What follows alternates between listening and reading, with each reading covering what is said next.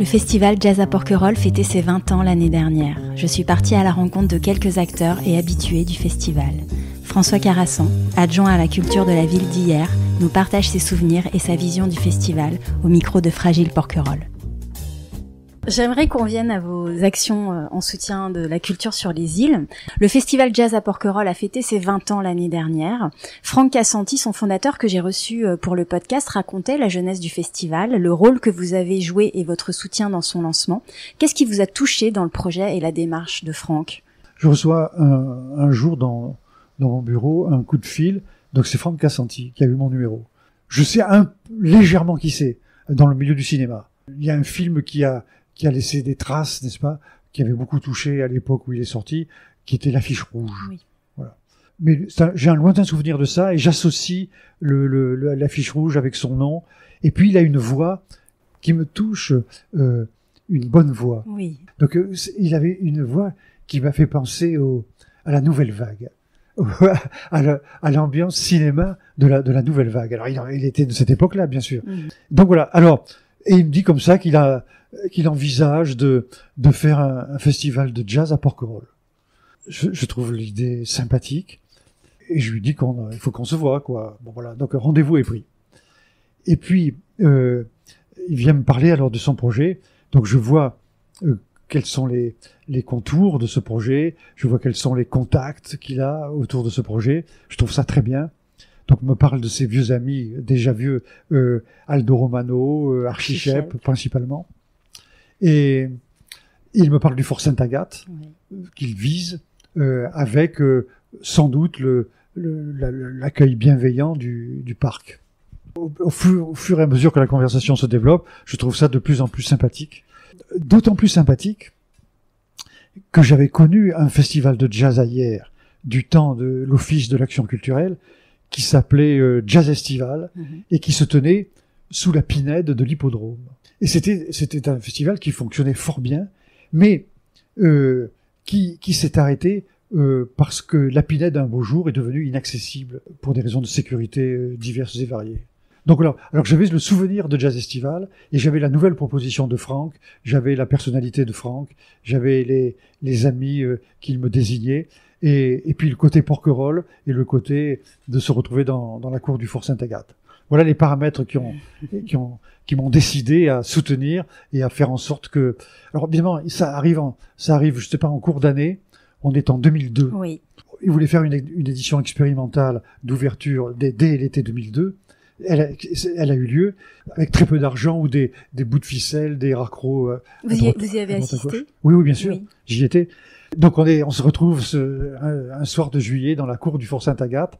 Il va y avoir 2 ou 3 manifestations, dont une à la Chapelle, je crois. Il fait un temps glacial. Il y a un vent horrible qui nous gèle dans cette cour.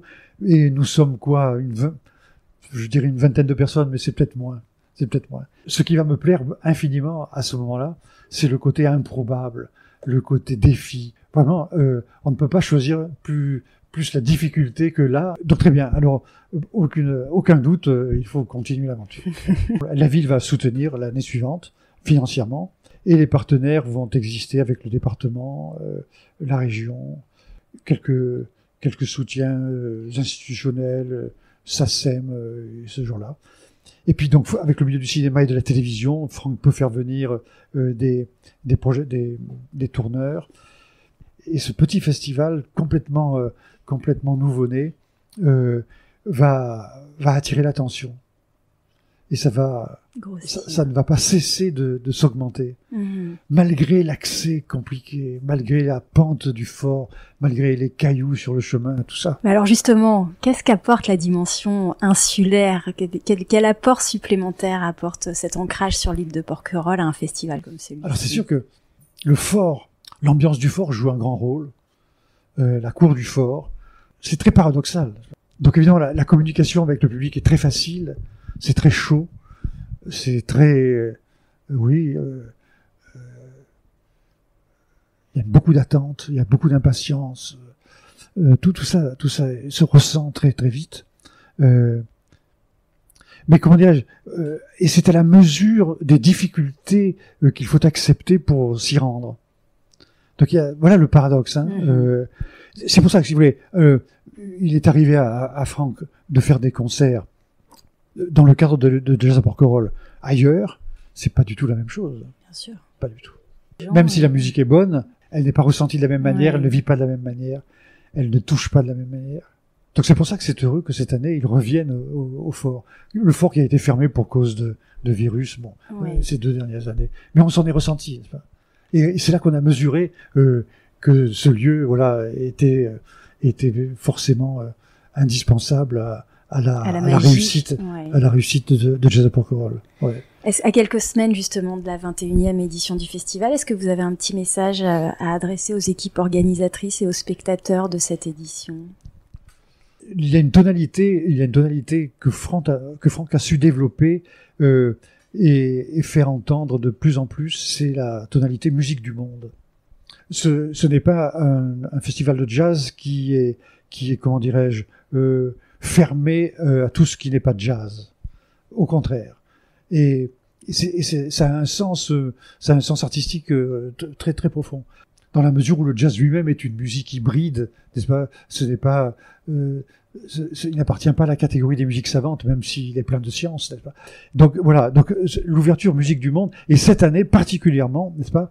Vous aurez des musiques qui viennent des Mascareignes, qui viennent d'Afrique, qui viennent de la Jamaïque, avec une grosse tonalité afro-américaine. De ce point de vue-là, donc l'ouverture musicale et la chaleur musicale qui s'en dégage seront très fortes. Donc rien que pour ça, il n'y a pas l'équivalent alentour. Il n'y a pas l'équivalent. Il y a 2 choses qui vont venir en clôture de cette édition. D'abord, il va y avoir le récit que Franck fait de Novecento, l'ouvrage d'Alexandro Baricco. Novecento, c'est une fable du XXe siècle. C'est l'histoire d'un pianiste, du pianiste virtuose d'un paquebot de la ligne Southampton-New York. Mais sauf que ce pianiste, il est né sur le paquebot, abandonné par un migrant. Donc il va être élevé par un magasinier noir du bateau, et il va devenir un pianiste virtuose. Novecento est né en 1900, d'où son nom, n'est-ce pas? Celui qui passe pour l'inventeur du jazz, Jelly Roll Morton, attiré par le prestige de ce pianiste, viendra le défier sur le paquebot. Enfin bref, il y a tout cela. Et sauf que lui, Novecento, ne va pas à terre. Il ne va pas à terre parce qu'il est sans papier et qu'il est à la merci d'une arrestation. Voilà. Donc il y a toute une interrogation à travers la musique. Il y a toute une interrogation sur l'identité. Alors Franck va être le récitant de cette courte histoire, avec accompagnement musical, bien entendu. Et après cela, il y aura le concert de clôture d'Archichep avec le dernier pianiste qu'il a rencontré, avec lequel il a enregistré, qui est Jason Moran. Et ce duo, n'est-ce pas, qui s'enracine sur les spirituals afro-américains, va beaucoup émouvoir.